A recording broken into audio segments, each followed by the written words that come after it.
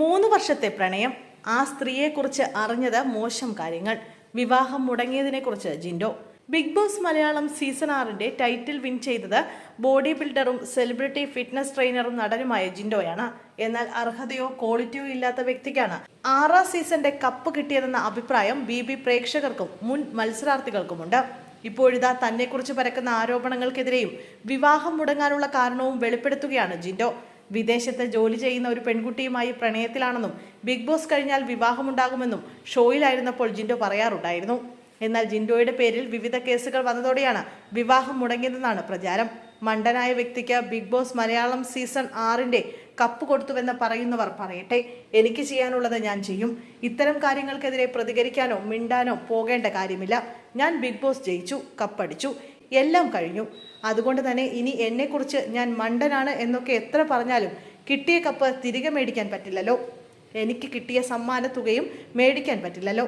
ഇതെല്ലാം എൻ്റെ കയ്യിലിരിക്കുന്ന സാധനങ്ങളാണ്. ഇനി എന്നെ കുറ്റം പറയുന്നവരോട് എൻ്റെ വീട്ടിൽ വന്ന് എൻ്റെ വിന്നർ കപ്പ് പിടിച്ച് ഫോട്ടോയും എടുത്തിട്ട് പോകാൻ അനുവാദമുണ്ട്.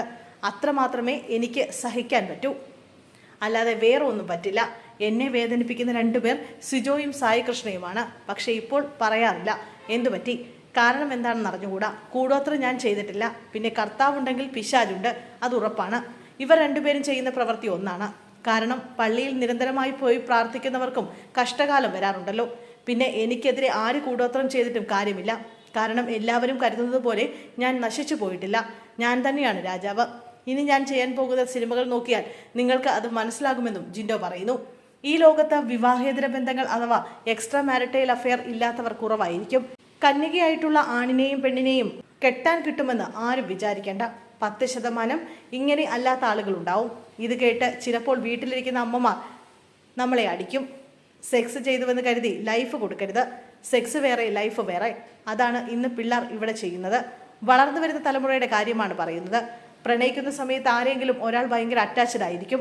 അയാൾ അറ്റാച്ച്ഡ് ആണെന്ന് മനസ്സിലാകുമ്പോൾ മറ്റേയാൾ അതിൽ നിന്നും ഊരിപ്പോകാൻ ശ്രമിക്കും. വിവാഹം നടത്താനായി എല്ലാ ഒരുക്കങ്ങളും കാറ്ററിംഗുകാരെ വരെ ഏൽപ്പിച്ചിരുന്നു. പക്ഷേ വിവാഹം നടന്നില്ല. ആ പെൺകുട്ടി കല്യാണത്തിന് വേണ്ടി വിദേശത്തു നിന്നും വന്നിരുന്നു.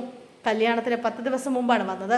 2 ദിവസം കഴിഞ്ഞപ്പോഴേക്കും ഞാൻ ആ സ്ത്രീയെക്കുറിച്ച് അറിഞ്ഞത് വളരെ മോശം കാര്യങ്ങളാണ്.